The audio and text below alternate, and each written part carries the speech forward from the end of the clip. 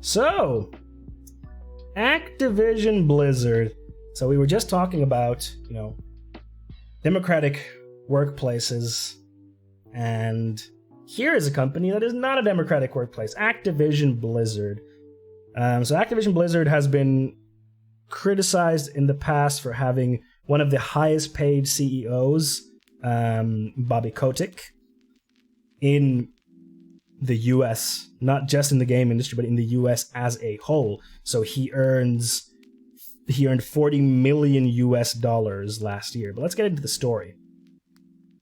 So the story is that employees at Blizzard Entertainment, a division of Activision-Blizzard, who are known for titles such as Call of Duty, Overwatch, World of Warcraft, Candy Crush, because they own King now, so, huge company.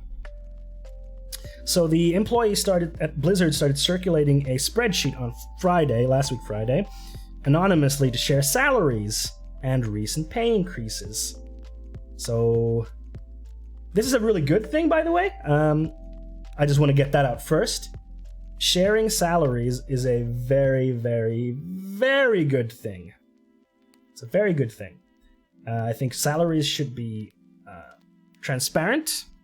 Everyone should always have access to what the current salaries are at a specific level, I think, because hiding those salaries only benefits the employer, because then the employer can pay less to someone without them knowing that they're getting paid less. It doesn't really benefit anyone else than the employer to hide that stuff. So yeah, this article, by the way, is written by Jason Schreier. He now works for Bloomberg, and he's done a lot of other great investigative journalism within the game industry. He has published a book called Blood, Sweat, and Pixels. If you want to see what the trials and tribulations of making video games is like, highly recommend that book. There's also an audiobook version of it. It's very, very good. Very, very good book about different big and smaller games and how they were developed. Very good. But yes, anyway, so one employee had created the spreadsheet and encouraged staff to share their salary information. It was anonymous, and Bloomberg News reviewed it. It has dozens of salaries and pay bumps reported. Most of these raises are below 10%, which is not great. It's a really small pay raise. So they had a study done the previous year with an internal survey, which revealed that half of the workers at Blizzard were unhappy with their compensation. And then they were told they were doing this to ensure that they have a fair pay. But then the pay raises were less than 10%, which is nothing. So yikes. And then Jessica Taylor, a spokeswoman for Activision-Blizzard, said, "Our goal has always been to ensure we compensate our employees fairly and competitively. We are constantly reviewing compensation philosophies to better recognize the talent of our highest performers and keep us competitive in the industry, all with the aim of rewarding and investing more in top employees." Blah, blah, blah. A lot of corporate speak, in my opinion. Doesn't really address anything. But yeah, top performers at Blizzard received a salary increase of 20% more than prior years, and more people got promotions, according to Taylor. And then our overall salary investment is consistent with prior years, she said. Yeah, wage disparity is a big topic within the game industry. So, for example, Activision-Blizzard CEO Bobby Kotick got $40 million in compensation last year. But then we have people within Activision-Blizzard who are often paid minimum wage or close to it, like testers and customer service representatives. By the way, here's another hot take from yours truly, working in the game industry. I think all disciplines should be paid the same. I think seniority should affect how much you're paid, but I think disciplines should have a level paying field. See what I did there? But I think, yeah, so disciplines should have the same pay because all the different parts of game development are important. Giving some disciplines higher and some disciplines lower pays, in my opinion, creates a value system, saying these are more valuable than these. So game testers typically have one of the lowest salaries in the development part of the game industry, while usually producers, programmers have one of the higher salaries, which creates this value system saying, producers, programmers, they're more important than testers. That's why we pay them less, which I don't think is fair because especially huge games, but games in general are not going to ship, so get released in good quality if we don't have testers. If we don't have testers, games would launch in terrible conditions. Terrible conditions, we would make worse games. Facts. Straight facts. But that is not to say programmer or producer's work is not important. That is also important. That's why they should be level, in my opinion. Let's see. Yeah, one veteran Blizzard employee told Bloomberg they'd received a raise of less than 50 cents an hour. The fuck kind of pay raise is that? It's like a slap in your face. That's nothing. If you work a normal 8-hour day, an extra 50 cents will net you an extra $4. So in a week, that will give you $20 more. In a month, about $100 more before taxes. So in reality, probably like, I don't know, 50 to $70 extra? That's nothing. It's nothing. That doesn't make a big difference to someone. And they also said that they're making less now than they did almost a decade ago because they are working fewer overtime hours than they did back then.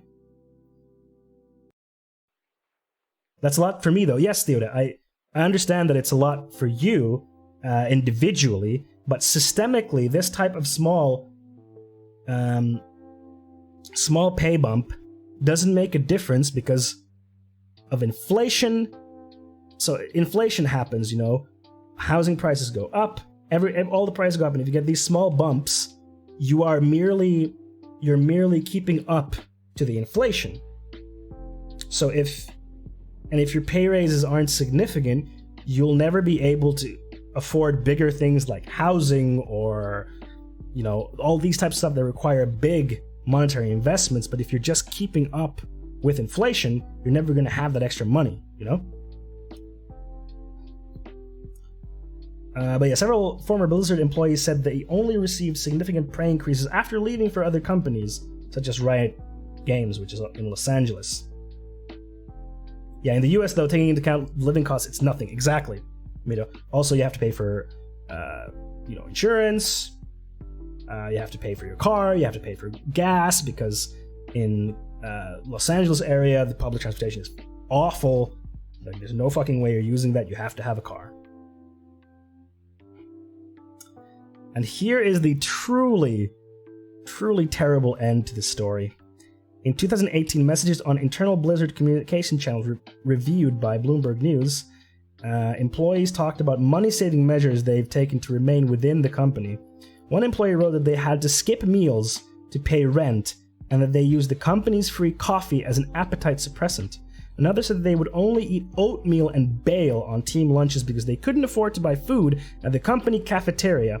A third said they and their partners stopped talking about having kids because they knew they wouldn't be able to afford it.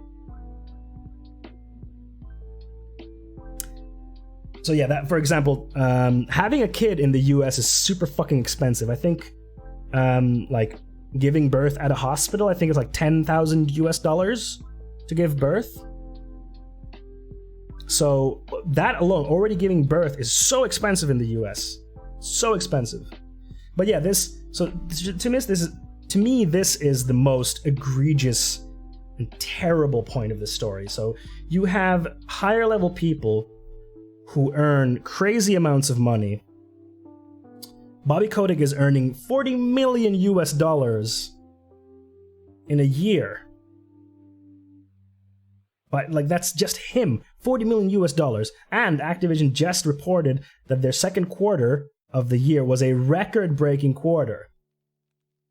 Record-breaking in profit and revenue. And at the same time, you have people who are getting almost minimum wage salary, have to skip lunches, or they can't afford to eat at your cafeteria. Granted, this is from 2 years ago. Granted. This is from 2 years ago. So the situation might have changed. But still, this is egregious.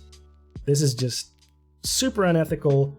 This should not exist in one of the most profitable and biggest game companies in the world. It shouldn't exist. It's wrong. It's just wrong.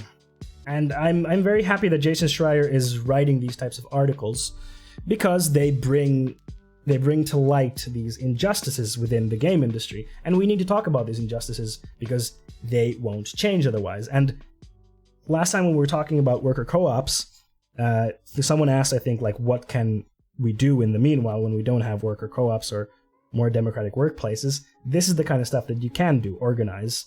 You can organize and share salaries, for example. These are the types of things that can be done. But of course, you have to be careful when you do stuff like this, because you can get yeeted out of a company if you start doing this kind of stuff, because a lot of companies are not going to like you doing this kind of stuff because you're taking power away from those at the top, the bourgeois. But yeah, this situation at Blizzard sucks mad dicks.